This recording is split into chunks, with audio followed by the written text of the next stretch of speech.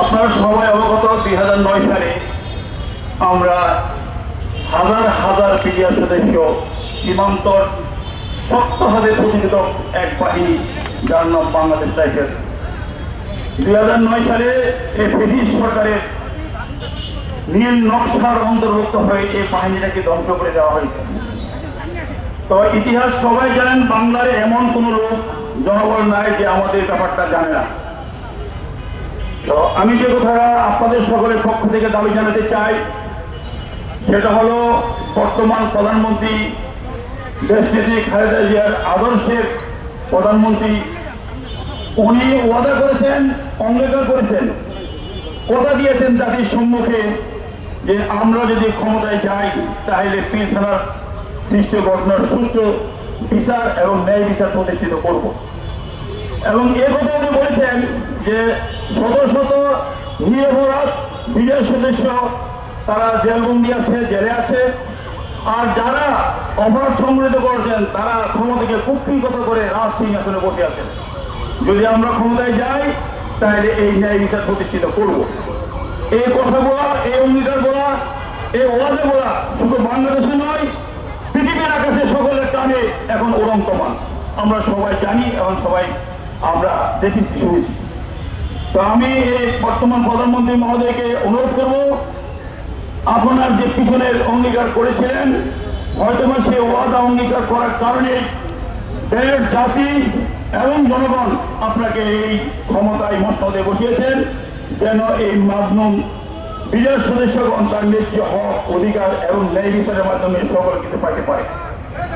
সর্বশেষ অনুরোধ করছি, আপনি অবশ্যই আপনার ওয়াদা পূরণ করে আপনার যে ব্যক্তিত্ব, যে বলিষ্ঠতা তা প্রকাশ করুন এবং জনসম্পর্কে সে আপনার আস্থা যেন আমরা সুদীর্ঘ দেখতে পারি, সেই আশাবাদ ব্যক্ত করছি। পাশাপাশি আরেকটা জিনিস বলতে চাই, সেটা হলো যে বিগত অন্তর্বর্তীকালীন সরকারের সময় আপনারা দেখেছেন আমরা হাজার হাজার লোক রাজপথ এবং সচিবালয় সহ বিভিন্ন জায়গাতে সর্ব উচ্চ পর্যায়ের দাবি করে আসছি এবং আমাদের দাবি দেওয়াগুলো, চাহিদাগুলো, কাকুতি মিনতিগুলো আমরা সুশৃঙ্খলভাবে রাষ্ট্রীয় সকল নিয়ম কানুন মেনে আমরা আবেদন করে আসছি। এবং ওই সময়কার স্বরাষ্ট্র উপদেষ্টা ছিলেন আমাদের প্রাক্তন ডিজি মহোদয়, major general, lieutenant general Jahangir Alam. ওনার কাছে আমরা সাক্ষাৎ করেছিলাম, আমাদের আপত্তি মিনতিগুলি বলেছিলাম, মন খুলে বলার সুযোগ হয়েছিল। উনি ওয়াদা করেছিলেন যে আপনাদের জন্য আমি সর্বোচ্চ পর্যায়ে যা কিছু করার করে যাব এবং আগামী 15 তারিখে আপনারা আমাদের সাক্ষাৎ করবেন। দুঃখজনক হলো সত্য, এই 15 তারিখ আদৌ আসি নাই।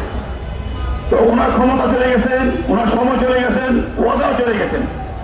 কিন্তু দুঃখজনক যে আমরা এই মাজলুম বিচারের জন্য, ন্যায় বিচারের অধিকারের জন্য পাওয়ার জন্য উনি কিছুই করে যান নাই। 2009 সালের চাকরিচ্যুত সকল প্রকার বিডিআর সদস্য এবং এখনো পর্যন্ত কারাগারে অবস্থিত জেলবন্দি পরিবার, আমরা এই মুহূর্তে 1971 সালের সকল মুক্তিযোদ্ধা, সকল শহীদ, 1971 সালের সকল শহীদ এবং 77-এর সকল শহীদ, পিলখানার হত্যাকাণ্ডের সকল শহীদ এবং 2024 সালের সকল শহীদদের আত্মার মাগফিরাত কামনা করে আমরা 1 মিনিট সকলে নীরবতা পালন করব। তাহলে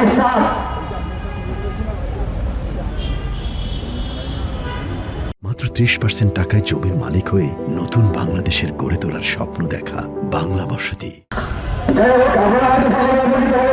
আজকে আমরা এখানে কি জন্য সকলে মানববন্ধনে জড়ো হয়েছি, আপনারা সকলেই জানেন বিডিআরের যে দাবিগুলি, এইগুলি আসলে 17 বছর পরে 5 আগস্টের পরে আমরা ইনডোর এবং আউটডোর মিলে 30টার বেশি প্রোগ্রাম করেছি।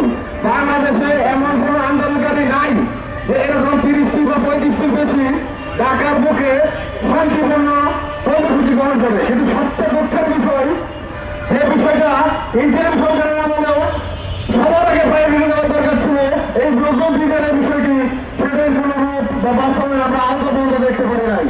তো যাই হোক, আমরাও জানি আমাদের সরকার, বর্তমান সরকার বাংলাদেশ জাতীয়তাবাদী দল বিএনপি, হয়তো অনেকে আমরা বলতে পারি যে নতুন সরকার আসছে ওনাদেরকে আমাদেরকে আমরা আশা দিতে হবে, এটা আমরাও জানি। কিন্তু দেখেন হয়তো সরকার নতুন, আমাদের সরকার নতুন, কিন্তু আমাদের দাবিগুলো কিন্তু নতুন না। এই দাবিগুলো আমরা বিগত 17 বছর পরে অফিস চলে যাওয়ার পর 5ই আগস্টের পরে থেকে আমরা পর্যায়ক্রমে করে আসতেছি। প্রশাসকের কাছে আমরা স্মারকলিপি প্রদান করেছি। বিগত অন্তর্বর্তীকালীন সরকারের আমলে আমরা 3বার রাজপথে আন্দোলন করেছি, যেখানে আমাদের অনেকে বিডিআর সদস্যকে আহত এবং রক্তাক্ত করা হয়েছে, এমনকি আমাদেরকে গ্রেপ্তার করার মতো ঘটনা ঘটেছে। আজকে যে সরকার ক্ষমতায় রয়েছে, জনপ্রতিনিধি এবং গর্বের বিষয়, তিনি একজন শহীদ পরিবারের সন্তান জনাব তারেক রহমান। আমি সরকারকে পরামর্শ দিতে চাই, যেহেতু বিগত সরকার বাংলাদেশের ব্যাংকে লুট করেছে, অর্থকে লুট করেছে, যদি এই বিডিআর সদস্যদেরকে ন্যায্য অধিকার ফিরিয়ে দিতে সরকারি কোষাগারে যদি অর্থ না থাকে, কিভাবে আমাদেরকে পুনর্বাসন করবেন তার একটা পরামর্শ দেব। আওয়ামী লীগ সরকারের সম্পদের যে পাহাড় রেখে পালিয়ে গেছে,